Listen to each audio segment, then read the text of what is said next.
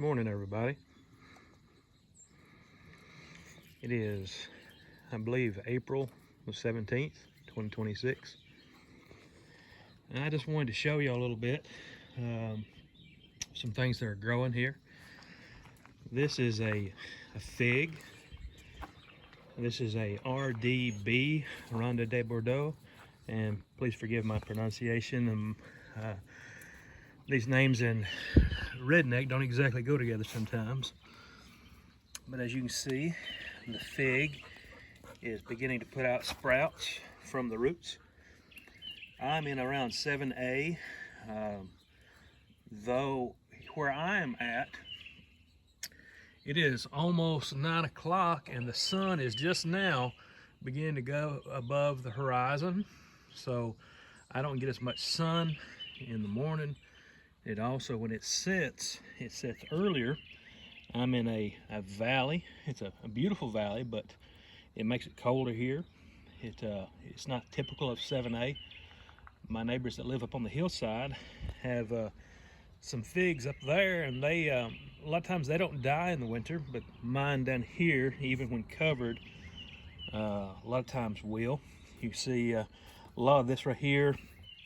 This, even though covered, dies. I've got a few things here. Some of these smaller ones, they have survived, and we're putting on new growth. So where we're at, even if you don't live in a valley like I do, we want to pick out varieties that can grow back from the root and produce a harvest in the same season. We're going to be looking at things that can produce in the fewest amount of days possible. These are the earlier varieties. This is a Ronde de Bordeaux. I grew this from a cutting. I grew this one from an air layer of my other RDB, which I bought a cutting and grew this one, and then took an air layer off of it during the summertime. And I'll do a video on that a little bit later this summer.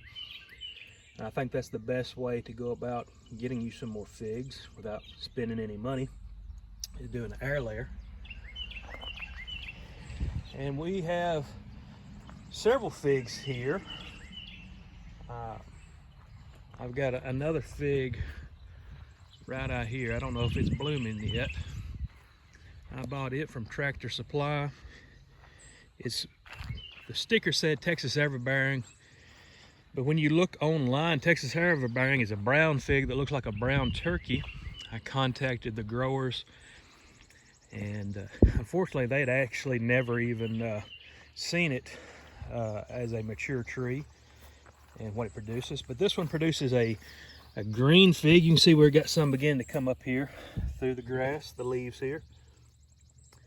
It produces a delicious green fig that's very sweet, has a yellow flesh, and as you can see, it will grow into a large plant that produces quite a bit.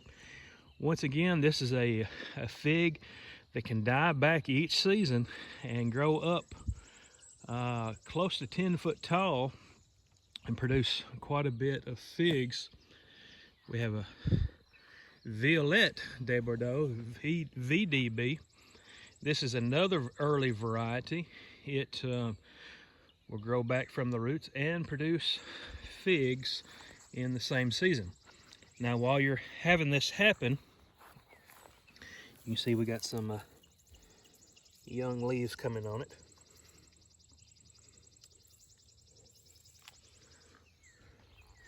When this happens, you're going to get figs later in the season. You're going to be looking at getting figs at the earliest, late August. You'll then start getting some crops in September, and you'll get them all the way until the frost in October, late October here, when it kills them. I've also got some brown turkey. I grew this from my neighbors. It's just a twig right now at the moment. I grew it from my neighbors.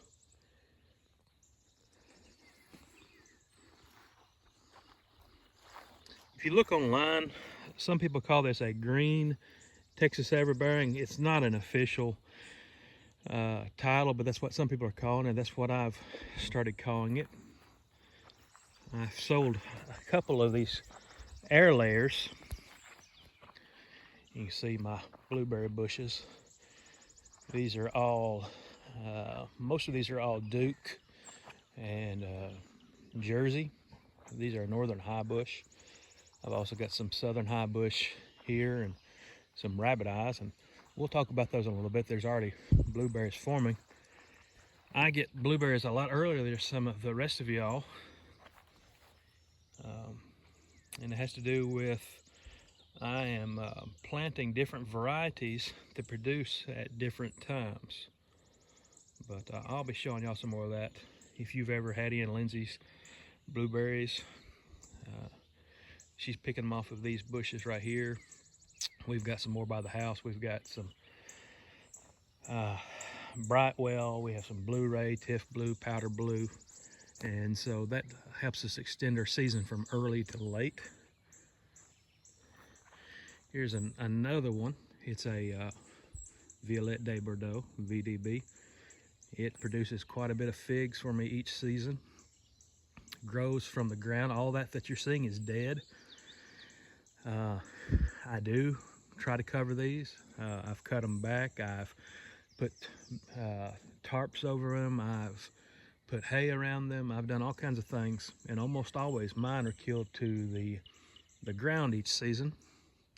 That may not be something that happens for you, but where I'm at here in this low area, it gets cold enough that even my school bus, the airlines, in the wintertime will freeze. And some of you know I've had to contact you and let you know I was going to have to go to Waynesboro and get another bus because airlines have frozen at times. But these varieties, they're early producing varieties, and that's what we need here in Wayne County, Tennessee. We need early producing varieties that can die to the ground and still produce a harvest for us in the same season. Figs are great for being able to, you can take cuttings or you can take air layers and increase the number of fig plants you have without actually spending very much money at all. But anyway, I thought you might want to see some of my figs today. I've also got a hardy Cumberland. It's my favorite, but it's an extremely slow grower. It's over there by that tree that fell during the ice storm. You can't hardly see it. Extremely slow grower. Most hardy Cumberlands aren't, but I bought it from just a random person off of eBay, which I do not recommend.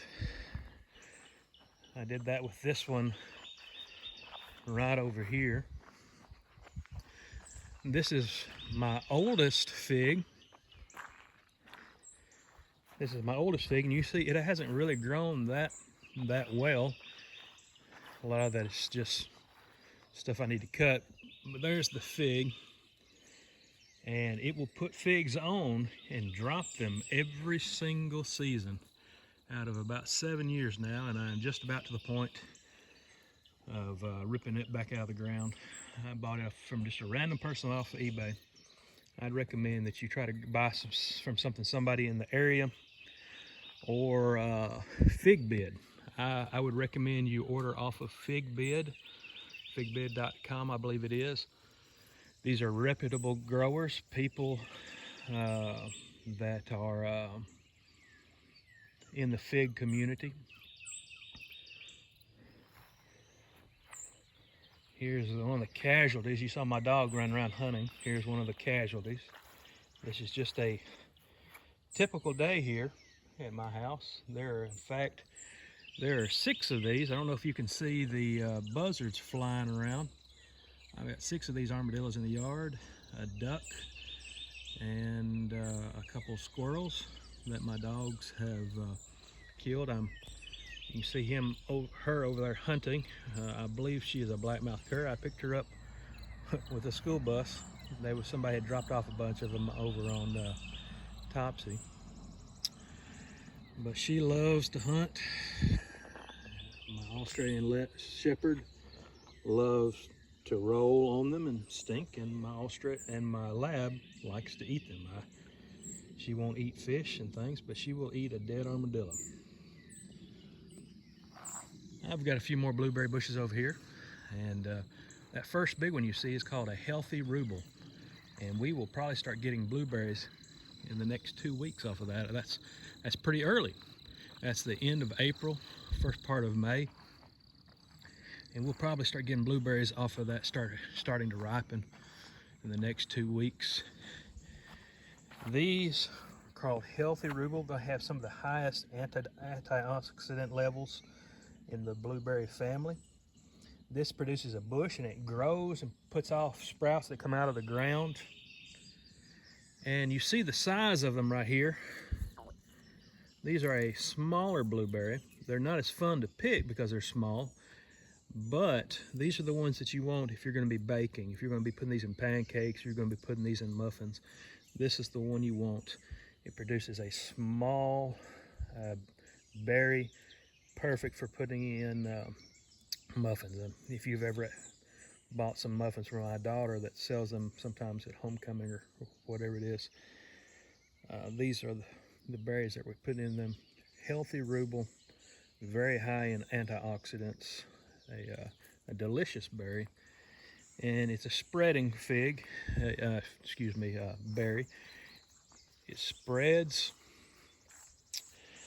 so you're able to cut out the older, which is important with your berries, cutting out the older wood material. If you let them grow, they're going to, you say hi? She's been out hunting. If you let the grow too long, the older stuff, you're going to get a berry that doesn't taste as good. The healthy ruble. I've got some more jerseys. These are northern high bush. We've got some canopy that causes these to have to lean out towards the house here. But we get a lot of berries off of this. And you can use this type of black material. This has been here about 4 years, and Lindsay's telling me I've got to put down some more for her. I'm not looking forward to that, but it makes picking berries a lot easier, cuts out the weed growth. When you're raising blueberries, especially when they're young, weed growth is your primary concern. And but once you get these up, this weed berry, this is a thick material. It'll allow you to see what you're doing better. If you drop berries, you can see where they went a whole lot easier. We usually, if they drop, we just usually feed those to the dogs and let those dogs have them, and they really appreciate that. But I just wanted to show you a few of these. We also have some Blu-ray, which produces a nice big berry. But I thought you might like to see some of the things that we have growing here this year, figs and berries. I'll probably show you my apple tree at some point. It produces delicious apples. If some of you have bought a few of those before, my wife cuts them up and vacuum seals them. They're absolutely delicious for cooking. But I thought you might like to see some of this early growth. We're going to start getting berries definitely in May. Here's the little flowers. Isn't it beautiful what God has made for us? Intelligent design. How can anybody think of something else than that? He's made wonderful things for us to enjoy, to be stewards of, and something to be thankful for this morning. These beautiful things, things that are not only beautiful, but they will feed us. So if you like this content, I really hope that you will subscribe, like, and comment. I'm new to all this, but I'd like to keep sharing lessons with you like this, and I hope it can be a benefit to you. So if you don't mind, please hit that like button, subscribe, and maybe make a comment, and I'll get back with you. All right, thank you. Bye.